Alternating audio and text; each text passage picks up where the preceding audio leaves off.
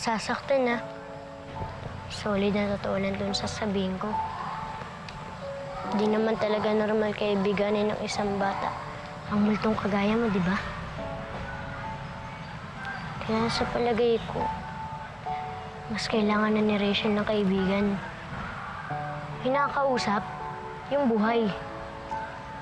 Alam ko naman yun eh.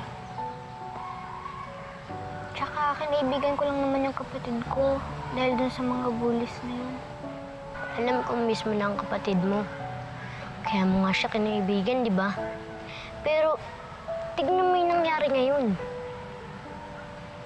Baka nga wala makipagkaibigan sa kanya eh. Dahil iisipin na weird siya. Nagigilty lang din naman ako, Jasper eh. Kasi paano ko matutulungan yung kapatid ko? Di, hanapan natin siya ng friend. So, ganun lang kadali yun? Di ba mga ghost tayo?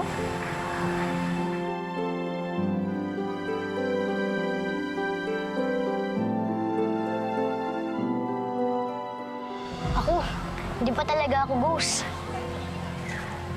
Eh kung bumalik kaya ako sa katawan ko para kaibiganin ko ang kapatid mo. Lupit, no? Solid. Akala ko ba ayaw mo nang bumalik? Noon kasi, wala pa akong dahilan para gumising. Puno kasi ako ng galit sa mga magulang ko. Pero ngayon, meron na. Para tulungan ka. Kaya magkapatid. Tama ka rin naman eh. Masyado na nalulungkot ang mga magulang ko sa tagal kong dulog. Kaya oras na. Para sumaya naman sila. Ayan, ngumiti ka na.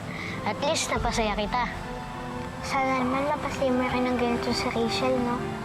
Di bale, akong bahala. Solid na malapit kaya ako.